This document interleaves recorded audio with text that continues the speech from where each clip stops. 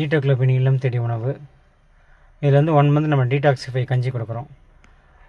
எப்போவுமே இந்த பாரம்பரிய அரிசி கஞ்சிலாம் பார்த்திங்கன்னா சுவையில் ஒன்றும் பெரிய மாற்றங்களை கொடுத்துறாது.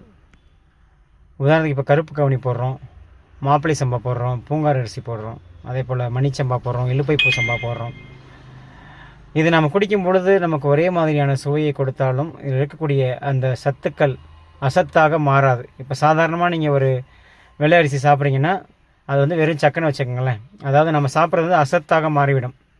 அதாவது சைவம் அசைவம் முன்னாடி போட்டால் அது இல்லைன்னு அர்த்தம். ஸோ அதுபோல் இந்த உணவை பொறுத்த வரைக்கும் இந்த 1 மாதம் நீங்கள் அந்த கட்டுப்பாடாக டிசிப்ளினாக, ஏன்னா போர் அடிக்கும், யாராக இருந்தாலுமே தினைக்கும் என்னடா கஞ்சி மூஞ்சி அடித்த மாதிரி இருக்குன்னு யாராக இருந்தாலும் தோணும்.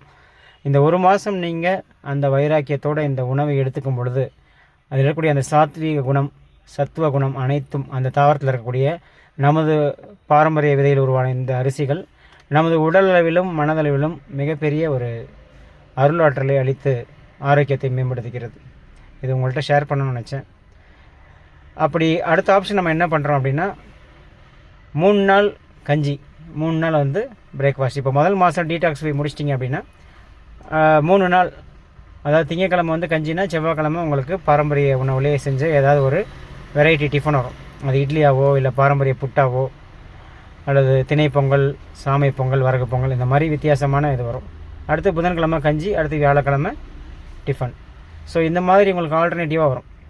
அடுத்து இப்போ நம்ம 3ஆவது மாதத்துலேருந்து ஃபுல் டைமாகவே பாரம்பரிய டிஃபன் வேணும், வாரத்தில் 1 நாள் மட்டும் தான் கஞ்சி வேணும், 5 நாள் வந்து டிஃபன் வரும், 1 நாள் மட்டும் கஞ்சி வரும். இந்த மாதிரி படிப்படியாக நம்ம இதை மாற்றிக்கொண்டு வருகிறோம். ஏன்னா இதற்கான வேலைப்பாடுகள் வந்து எண்ட் ஆஃப் த டே நமக்கு ரிசல்ட் கொடுக்கணும். காலை உணவு என்பது ஒரு அரசனை போல் சாப்பிட வேண்டுன்றாங்க. நீங்கள் எல்லாருமே எங்களை பொறுத்த வரைக்கும் எங்களுடைய அரசர்கள் தான்.